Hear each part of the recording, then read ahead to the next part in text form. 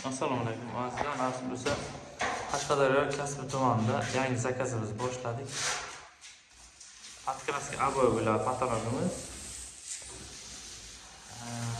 Devorlarimiz atachinta variant bo'ladi. Hozir ko'rsatib o'taman.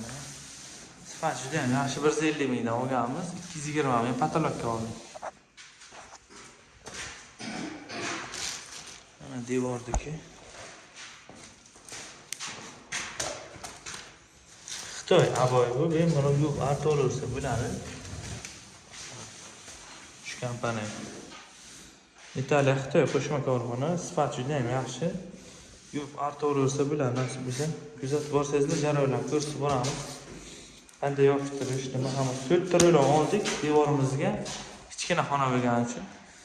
Patkraskamiz 10 kvadrat, patologimiz oqishi. Devorimiz 35 kvadrat atrofida. Pechkali xonaga ham aboy qilsa bo'ladi. Biz ko'p yildan beri qilamiz, hech qanday muammo bo'lmaydi. Sababi mana bu qishni o'rniga yo tunika qo'yib ketsa ham bo'ladi. Variant men azbest turba qo'yib ketilgan. Yonboshiga issiq bersa ham bu girda ko'p o'tmaydi. Asosiy eng ko'p issiq mana pastga kemana bera bo'ladi. Urilib chiqib ketadi. Shuning uchun bemalol qilsa bo'ladi. Tunika qoqsa undan ham yaxshiroq bo'ladi. Yoki bo'lmasa mana turba sal uzoqroq bo'lsa devordan shu aboy ko'chishini oldin oladi. Nasib bo'lsa kuzatib boringlar. Qashqadaryo Kasbi tumanida shu zakazimiz.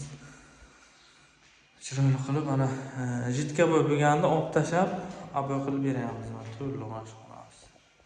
50 mingdan aboy yopishtirib berish paklokka aboy buni. Patologizdan plastikni buzib tashlab gipsokarton qildirdik, patkraska aboy. Devorimiz atachinta variant mana. Va ugonli plinchlarni qo'yib beramiz. Kuzatib boringlar nasib bo'lsa.